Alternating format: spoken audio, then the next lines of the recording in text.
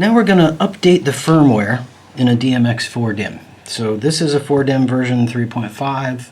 You might have a Series 3, which has a label that's more like this, but the process is exactly the same. The buttons are over here, the buttons and LEDs on this side, terminals for power and for data. So we're going to be using this mini plug.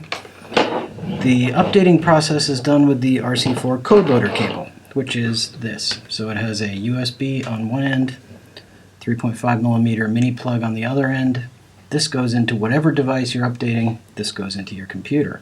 On your computer, this becomes, it's PC software, and this becomes a COM port.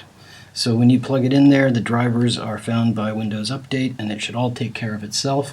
And then when you open our program, you will see a COM. I tell you, the easiest way to keep this simple is to have only one COM device plugged in.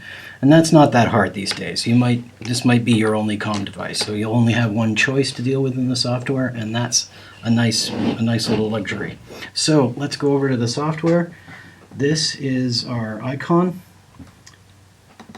Double-click to run it, of course. Pops up. This is our code loader software. First thing we need to do is find the correct file.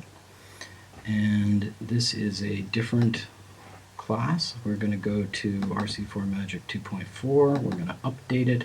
And our file is the 4dim. So be sure and select the correct file for the product you're updating.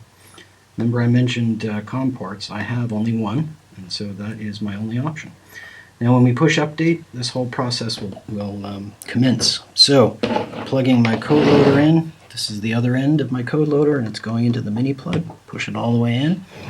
And to invoke code loader mode, we hold the func button, which is this, while we apply power.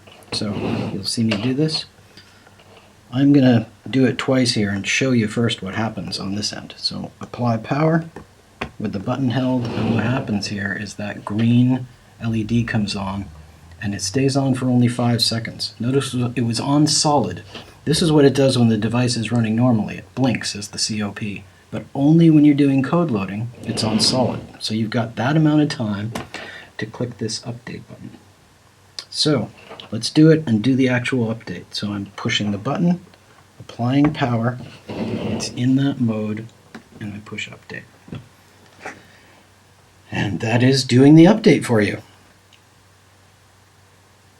When it gets to the end, it has replaced all of the memory in the device, and you have a new version.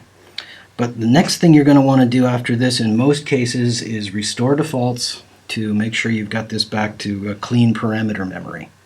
And I've covered that in a different video, but we'll do it again here because it's so important to do it after you've done an update. So the steps there are press and hold func, and then tap A. So we'll hold the func button, tap the A button, press func, tap A, and you see those 3 buttons blink together. That was the complete process. Doesn't take much time, it's not very difficult.